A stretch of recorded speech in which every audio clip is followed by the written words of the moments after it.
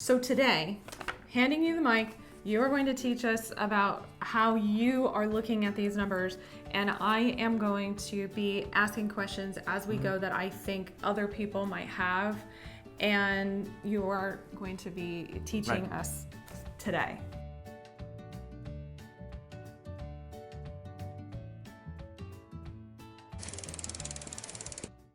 Hello, I'm Lindell, and that's Chris. Hey.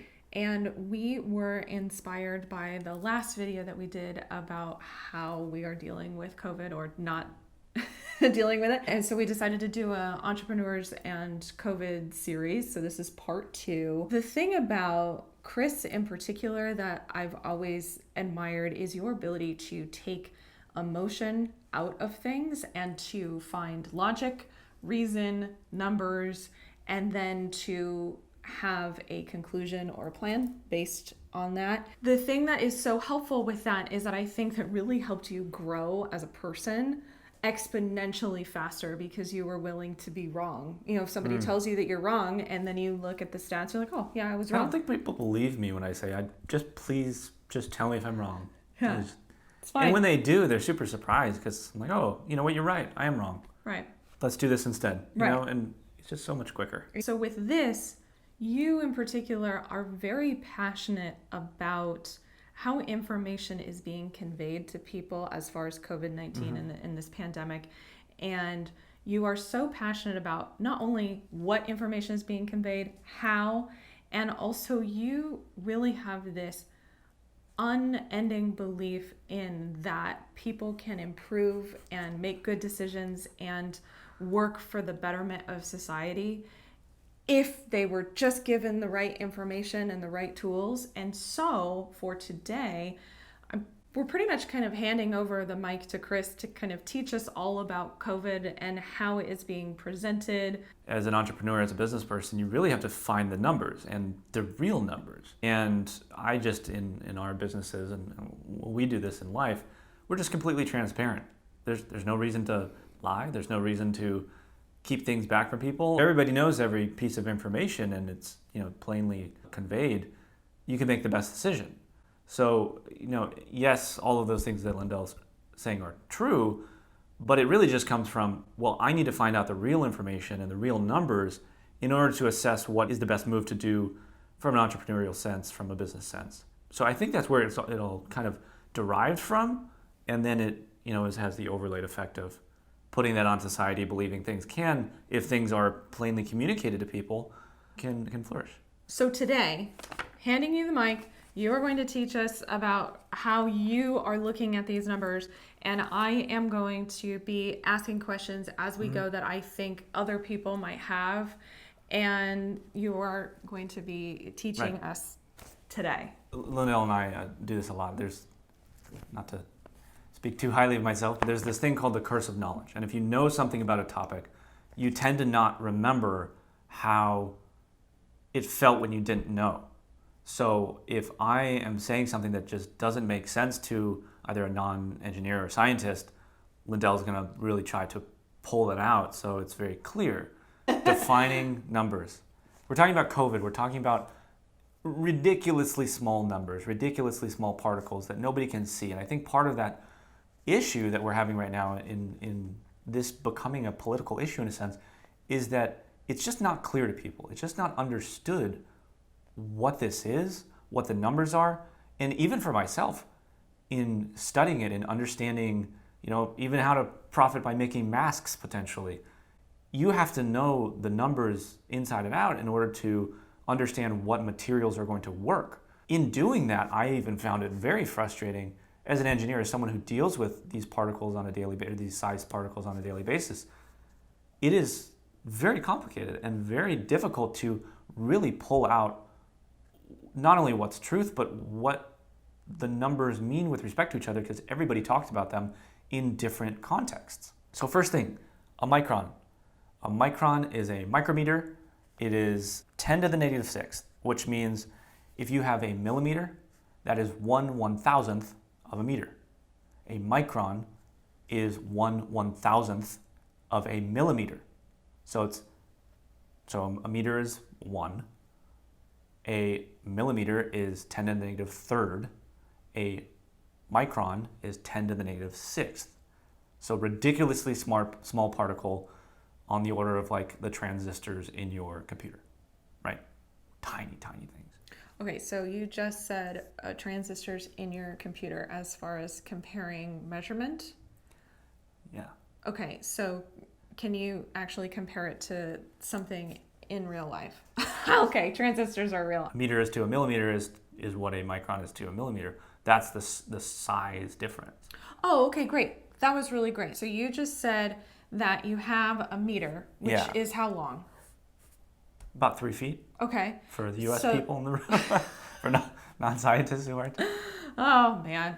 Okay, so you have a meter, About a yard. and then you're saying think about the difference between a millimeter and a meter. Yeah. And then, so to figure out what a micron is, you take the micron and compare it to the millimeter. Yeah. So how small the millimeter was to that meter, Yeah. the micron is to the millimeter. Okay, that makes Yeah. sense to me. I mean, I think of it as sports, football field, 1 yard. 1 millimeter of that 1 yard is a ridiculously small distance.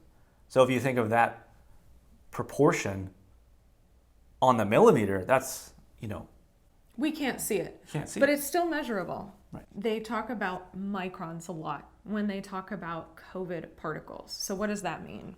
Well, the reason I said micron is I want to give a basis for all the numbers that I'm going to talk about. And yes, they do talk about microns, but sometimes people will say nanometers. A micron is 10 to the negative sixth. That's what we're going to baseline on. Okay, great. And then so a nanometer is the same as a micron? No. A nanometer is to what a micron is to a millimeter. Oh, okay, so It's even smaller. It's 1/1000th of a micron. you could easily manipulate these numbers in a marketing way Yes. by using microns or nanometers and knowing that the people that are watching don't know what that means. Right. So then somebody could say, oh, the particle is so big that this type of thing works, or it's so small that this type of thing works. And they're just skewing all these Right. numbers because we don't know what that measurement means. When you're an engineer, I do electrical and computer engineering. In that scale, it's nanometers. But if Lintel were to come in and want to confuse the heck out of all of us, she would say, 10 to the negative third micron. And we would be like, well, it's the same thing as a nanometer. But it would just confuse everybody, and she'd be able to kind of manipulate the environment to whatever she wanted to say, which is kind of what's happening. Right, okay. People are using different numbers trying to mean different things. I realized while you were talking that I didn't actually know something that I thought I understood. When you talk about the particles of COVID-19, you're talking about virus particles. Yeah. And so, The little ball with the little dots on it. yes, Yeah, that's the part. That's the COVID that's particle. the particle. Yeah. So it is actually some sort of tangible substance. Yeah. This virus is a tangible thing. It's so small you can't really touch it, but you can put it under a microscope. Yeah, that was just really interesting to me that I don't know why this feels new. Apologies to my biology teachers in school that maybe I just didn't get it, but that it is actually a separate measurable something that enters into my body and then interacts with my body in order to make me ill. Yeah, I mean it's like anything, like a cold, an STD, for example.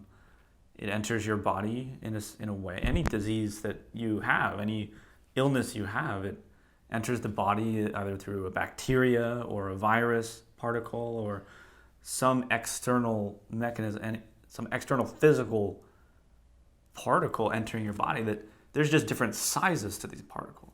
What comes out of your mouth or what's called a bioaerosol, something that is airborne and a biological compound. Okay.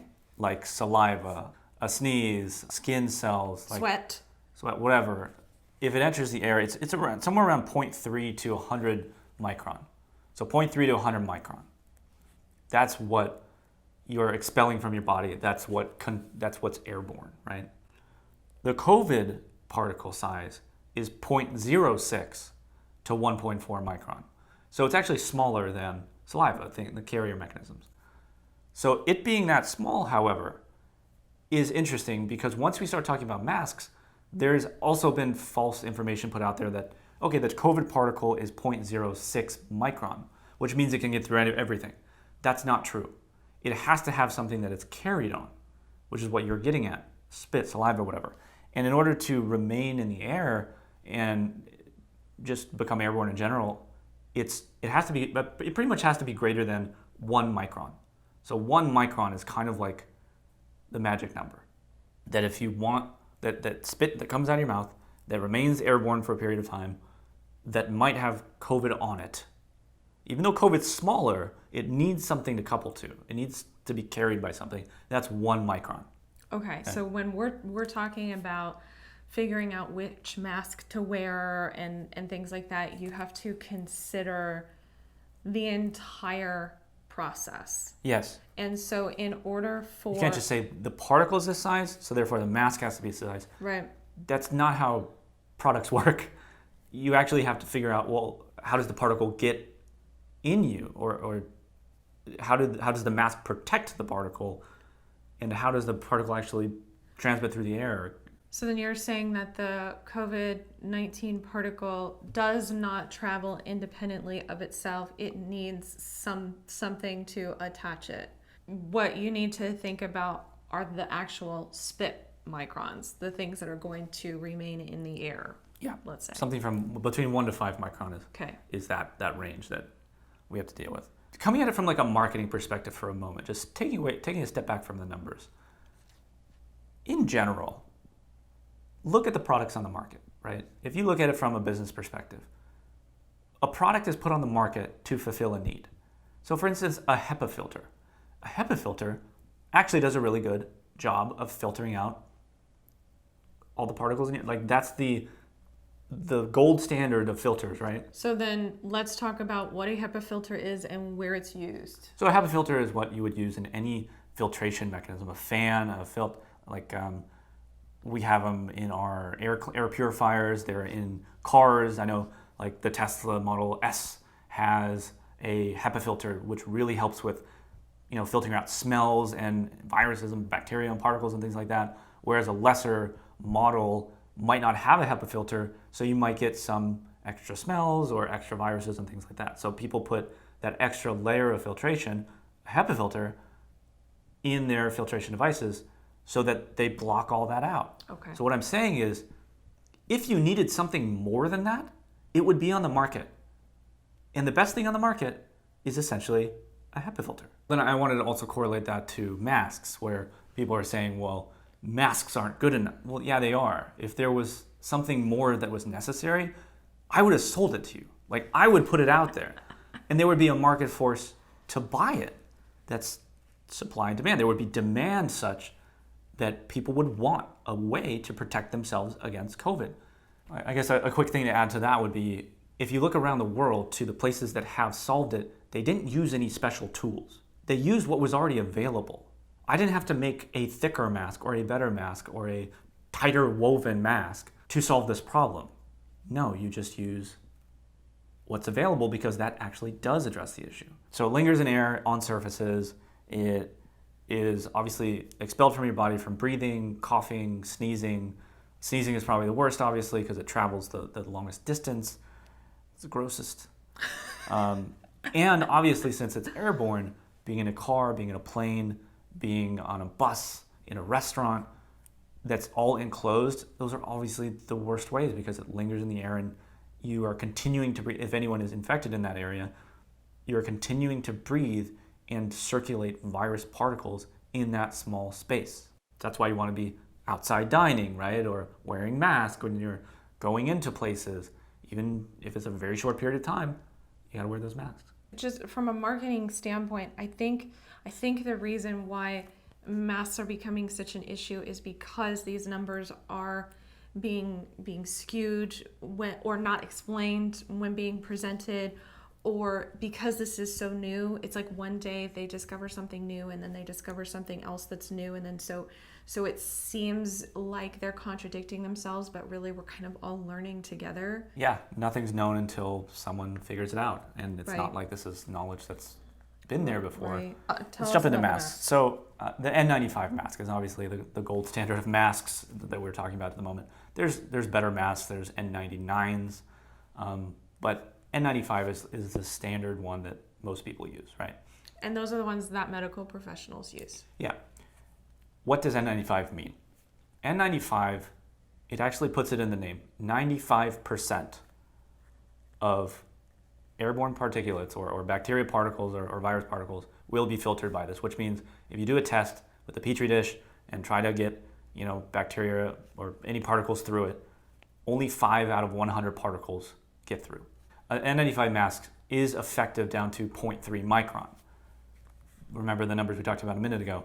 You really only have to deal with airborne particles greater than 1 micron. So if you talk about 1 micron, that is much bigger than 0.3 micron. So that won't get through the mask.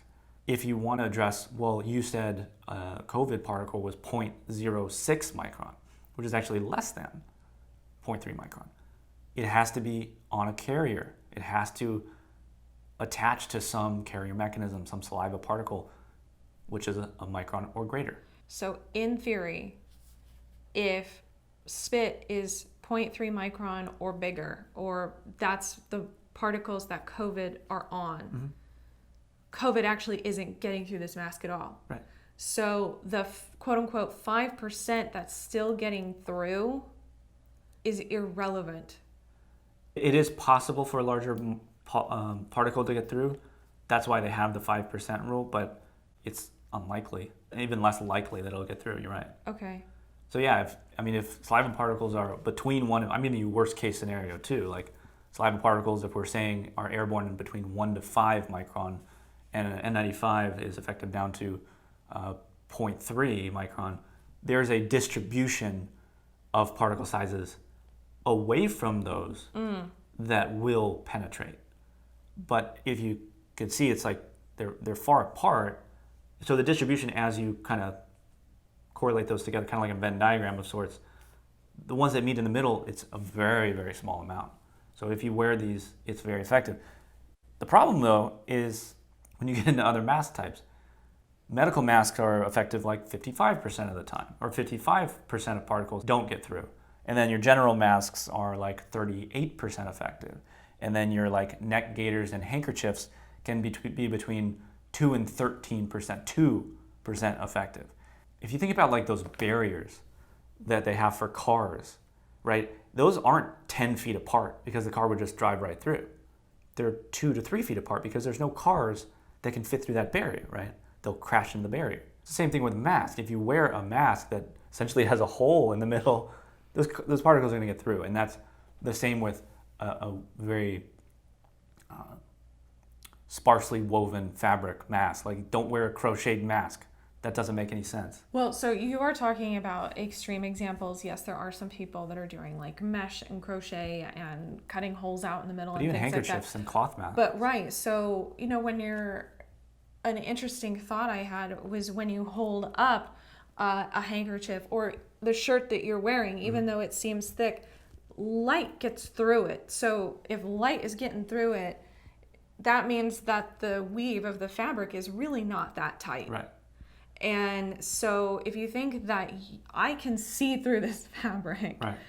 so can COVID. Right. What we do is, N95 masks aren't really actually available to a large extent, but I think we do a couple layers. We have cloth, and then we layer in the medical grade mask and then another cloth. So Yeah. it's not as effective as an N95, but if everybody's wearing masks, but we're very careful of making sure that we have a couple layers and a higher effective mask in between that'll really help us filter that out. You're not going to know exactly the numbers of how effective that is, but if you have a 55% effective medical mask that's been tested and is certified at that rate, and then other testing has been done that general masks or cloth masks are less effective, between 20 and 30%. If you put all those things together, you're looking at a pretty effective mask. It's not necessarily additive, but it's fairly effective. It's higher than the 55%. Nurses and doctors wear these masks all day, and they're fine. They put the O2 sensor on, and their oxygenation in their blood is just fine. So can I ask a frustrating question? Of course. What is the particle size of oxygen? It's definitely less than 0.3. I don't remember offhand. We Yeah. can look it up. When you get down to that level, particles don't travel in a straight line because everything else bumps up against each other. If you remember those, videos in science class of all the particles in a gas, acting very crazily and in a random motion, that happens, which is another reason the particles below 0.3 micron don't enter your body, because they collide with other things. So as they're coming through the mask, they're not coming straight in. They're hitting things and being bumped out, essentially. Oxygen is so much more prevalent in the air than a COVID particle, because a COVID particle comes from a person. The oxygen content in the atmosphere is so high that it is the majority gas that's coming in, rather than a couple little particles of other things.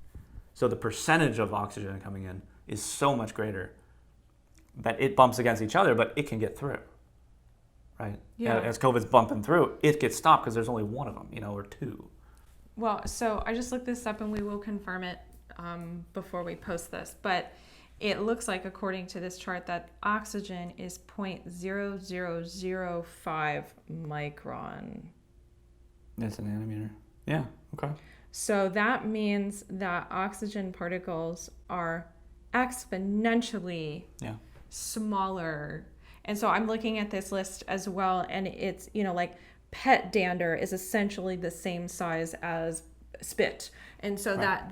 that's why a HEPA filter works. Exactly. For Okay. people who have That's super allergies. interesting to actually see. No, we can measure the size of oxygen, and it will make it through the mask. Yeah, that one's really weird, because people are saying that you can't breathe. Just look at other examples. Again, people wear masks for their jobs. If they couldn't breathe, there would be other mask types out there. Right. That's not a good argument just on the marketing side of it, let alone the science side. I do empathize because, here's why. Because we were doing a lot of renovations. We still are. And I literally refinished the walls of our entire home. Mm-hmm. And literally every product I was working with, I had to wear a mask. And by mask, I mean that big pink one. An N95 mask. Yeah. A respirator. And goggles, because these particles, drywall and things like that, poisonous.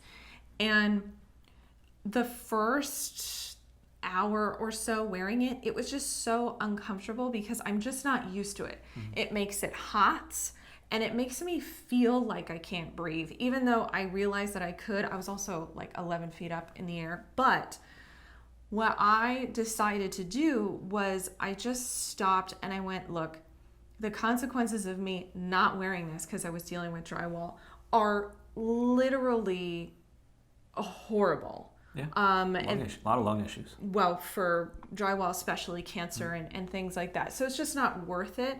And so I just sat and I went, you know what? I need to breathe a little differently. I realized that I was breathing very shallow because it was just so close to my face, and that just naturally I was kind of going and kind of making myself hyperventilate. And then I just started training myself to just do breathing with my diaphragm, breathing a little bit slower, slightly meditative, if you will.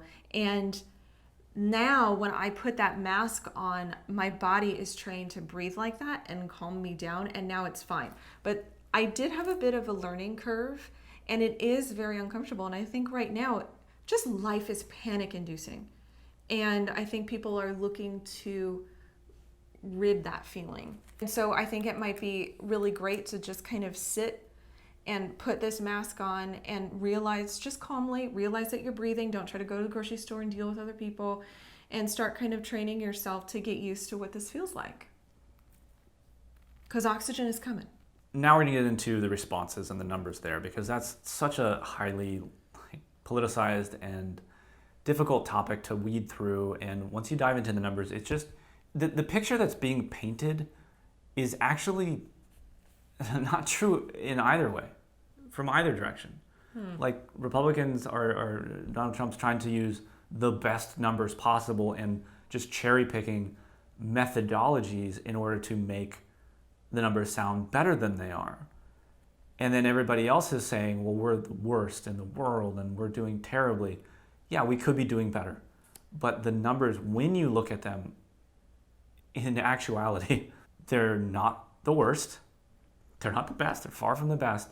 But they don't paint the picture that I feel that's been painted in the media by anyone. I mean, I think a lot of the scientists that are being interviewed and whatnot are very frustrated because it's very difficult to tell the truth, to be very clear and not say, oh, we're doing good, we're doing bad. Like, yeah, everybody could be doing better. We could be doing better. Everybody can be doing better. And it is very frustrating to me that things are becoming political because it's a human issue. The countries that do good, that do well with this, in the past with pandemics and even in our country, hand it over to the scientists, hand it over to the people that will tell you how to solve the problem as quick as possible.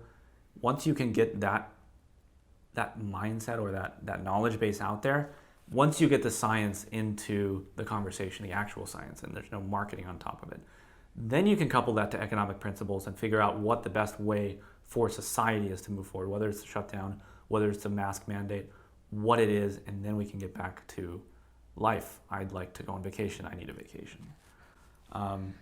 We kind of just want to go to a coffee shop, really. Yeah, I just want to go sit at a coffee shop. And then being in a city, and this was quick aside, being in a city, I think a lot of us don't spend times in our homes because cities are built. More dense cities are built so that you're out of the house. You might have a smaller living place because you're out amongst the community and in the city, participating in the commercial activities, the coffee shops, restaurants, parks, recreation, whatever. That's why people live in cities. And I think that's why it's not only hitting harder in cities because of the densely populated areas, but because of the psychological implications of doing that. Mm-hmm. So it's just harder. Okay, so now we're dealing with stats. And the two ways that are presented I'm going to start with deaths per million, because deaths per million just gives you a baseline, a solid baseline to understand how many people died in your country. If you consider the per capita number, it gives you the number of deaths divided by the number of millions, which will be a apples to apples comparison to the next country. So per capita, for example, in deaths per million, let me just run through this as an example. U.S. is 9th worst in the world, which means there's 8 people worse than us. So, for example, Belgium has 10,000 deaths and 11 million residents. So if you take 10,000 divided by 11, you get 871. So that means 871 deaths per million. Compare that to the next guy, it's Peru, 27,000 deaths divided by 32 because they have 32 million people. That comes out to 833. Then you have the UK, which comes in at 622, Spain, 613, Italy, 585, Sweden, 568, Chile, 563, Brazil, 524, and the US is also at 524. So the US has 171,000 deaths right now, which is a huge number and the most in the world. But when you take that in per capita, we're actually 9th because we have 327 million people. So 171,000 divided by 327 equals 524. So that allows us to say, okay, in an apples to apples comparison, how are we doing? And no, we're not doing well. Everyone wants us to not have 171,000 deaths and get rid of this so we can go back to the coffee shops and whatnot. But if you can compare it and give everyone the peace of mind that we're being transparent, that is just a better situation to have a conversation about in anything to do with COVID. I was going to give specifics, but it doesn't matter. Anything, if you're on one side of the aisle pushing the best numbers and the other side of the aisle pushing the worst numbers, it's all out of context and nobody understands what's going on. You look at the actual numbers, the deaths per capita, apples to apples. Per capita is, yes, a measure to a group, a number of people, so you can make an apples to apples comparison. Okay. Like if there's 1 million cars in the US and 2 million in Canada, that doesn't mean anything until you say, per capita, what's the difference in number of cars? Sure. So you have to divide by the number of people. Very easy to skew the story that you're trying If to you tell. don't give per capita numbers. Right. Because I could make the argument that, well, the US has 171,000 deaths. That's the most. That's the worst. The US sucks. Okay, yeah, but that's not telling the whole story. Yes, that is the most deaths in the world. But we have a lot of people here. So if you divide it and make it a per capita number, there are actually several nations doing worse than us. There's only 8 doing worse than us, which isn't a good number. No. But it's not the worst. So it's something else to keep in context. The second statistic we'll use is case fatality ratio. And case fatality ratio, a lot of people use because it gives an idea of how well you're dealing with the cases that you do have. Case fatality ratio means you have a number of cases, divide it by the number of deaths, and that's your ratio. Out of 45 countries with greater than 50,000 cases, the US is 24th. Not very good, which means we're 21st worst in the world with respect to the case fatality ratio. It's not 9th worst in the world of deaths per million, but so we're actually treating the disease, the virus, a little better and more people are living, but we still are 9th in the world with deaths. So anyway, case fatality ratio. The problem here is that these statistics and this ratio is only measuring the people that still have the problem, which means that all those countries that have solved COVID are obviously better than us and not having to deal with this problem anymore. So that's why I have to say 21st worst in the world. I have to go from the negative side so you can get a good context of where we're at. And then the statistics that everybody uses, or not everybody, sorry.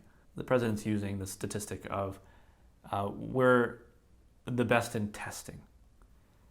The reason that's not a good statistic is because you don't know how many people are dying. Like, I could take 1 million tests, and I'm the only one that's testing, and I don't die, so that means we're doing great, right? Because we tested 1 million times.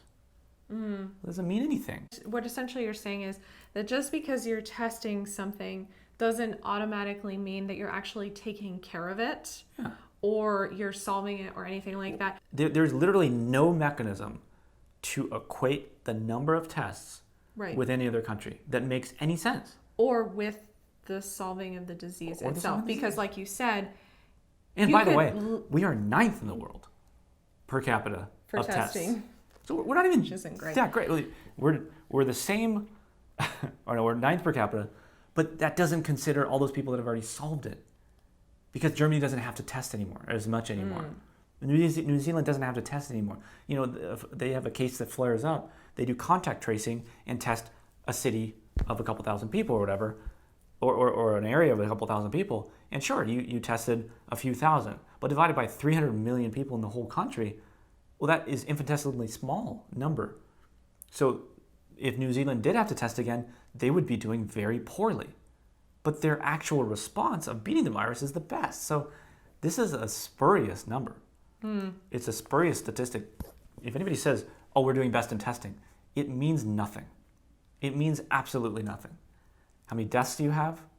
And maybe if you want to go a little further, you take the number of tests divided by the number of deaths to get your case fatality ratio. But the number of deaths is really the only statistic that you know can be done on a per capita and apples to apples comparison with another country.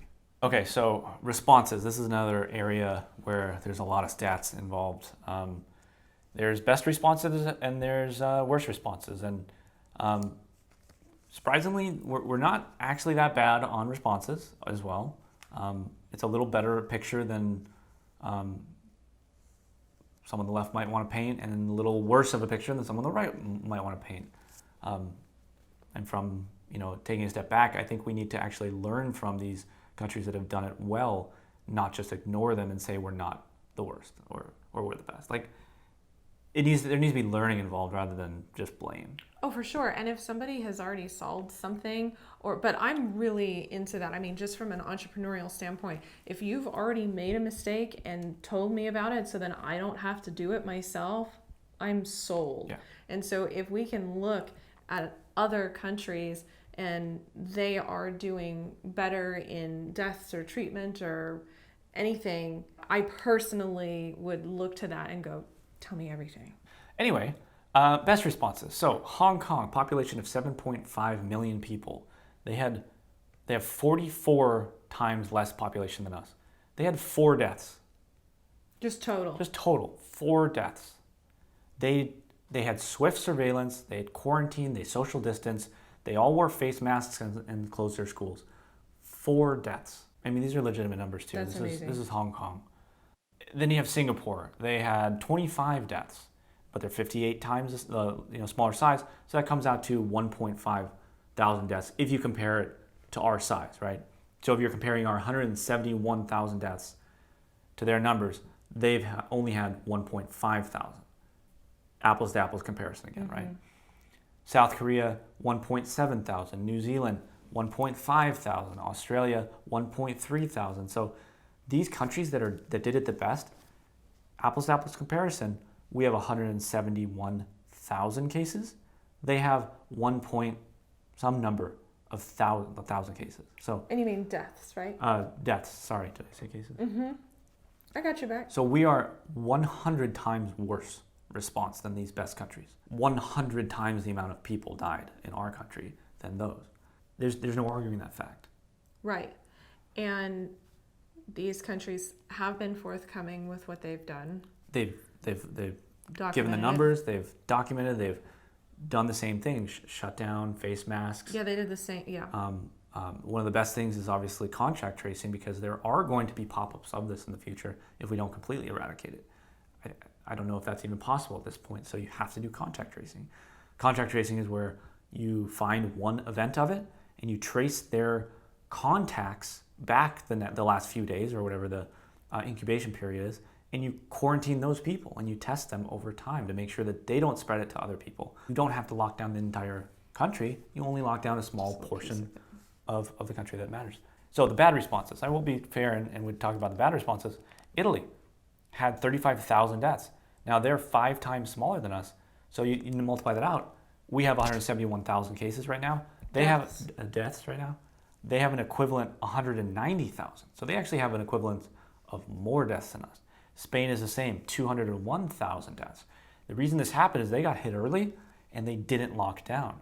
They locked down too late in the pandemic and it's already spread.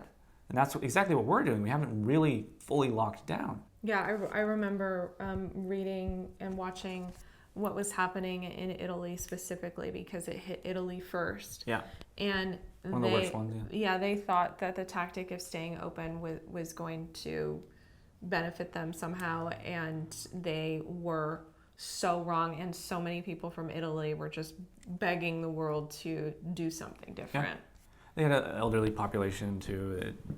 Their median age is a little older, but they didn't choose to lock down. That was a bad choice, unfortunately. Yeah. It was early in it, so it's like, did they know? They didn't actually know they had to. It's almost worse because we know we have to and we don't.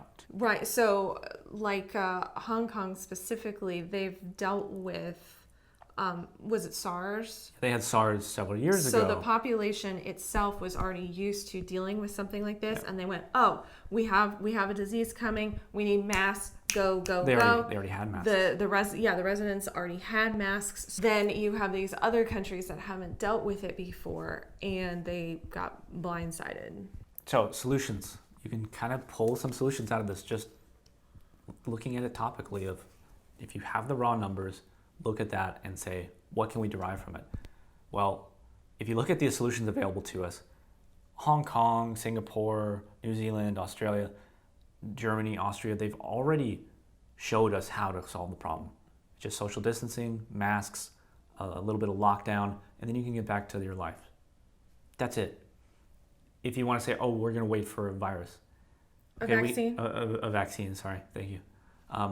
We can get into that conversation, but that's actually not going to work, because since this coronavirus is so virulent, you require a large number of people in the United States to actually get the and explain that term vaccine. For us.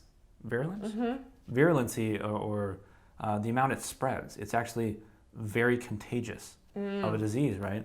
If we have a vaccine, you have to have a very large percentage, something like 70% of the population vaccinated in order to establish your herd immunity, right? Where you actually have the antibodies capable of fighting it so that those that didn't get it for medical reasons, actual medical reasons, don't suffer from it or won't get it. You have to have like 70% of the population. We already know that there's so many people that aren't going to trust in it that it will still spread. It will still be absolutely deadly and still be prevalent. And since we haven't been doing things that are government mandated, the likelihood of the vaccine being government mandated is pretty low. Well, yeah. I think that's pretty low. So whereas other countries have been making things government mandated, they've been doing fines for not wearing masks or not locking down and things like that. So a lot of people are arguing, hey, this only has a death rate of 1%. Do I really have to worry about it? Well, yes, absolutely. We have 330 million people about in this country. 1% of that is 3.3 million people. That's an amazing amount of people. That is more deaths in this country than any event in the U.S. history. Okay, fine. Pull back from that 1%. You feel invincible, whatever. You're not actually considering the quality of life implications if you do get it. The number of people who have long-term side effects, who have, I mean, this is what we're learning is like a blood disease, right? So it clots up different organs in your body and causes long-term issues. So if you don't have lung issues now, well, just wait. If you don't have heart issues, just wait. Like people are having strokes and heart attacks and kidney failures and liver failures and lung issues, and your quality of life is now the question. Sure, you might not die, but what can you do now that you won't be able to do in the future? And that is going to be, 50% potentially of the number of people that actually get it. And if you're talking about letting it spread out and only 1% are going to die, okay, but half the country is going to have long-term side effects. That's just an incredible number and it's just such an easy solution too. It's just very frustrating.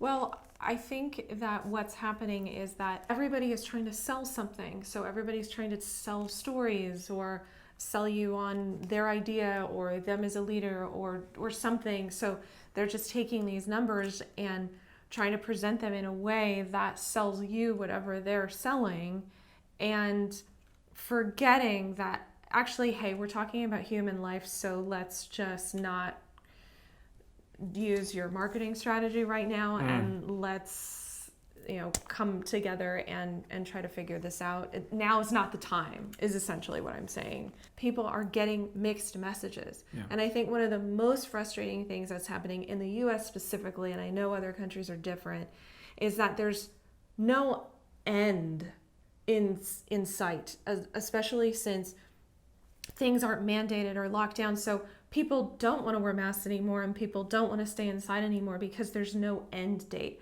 Whereas there's no plan. Right. You don't have a plan. So these other countries say, hey, we're going to lock down for this amount of time. We're all going to do it together. We're all going to wear masks. I'm going to fine you if you don't do it. Yeah. And this Italy, is when it starts beating people. Okay.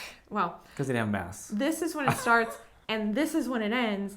That to me is it's comfort. Yeah, it's so much more doable and that's leadership.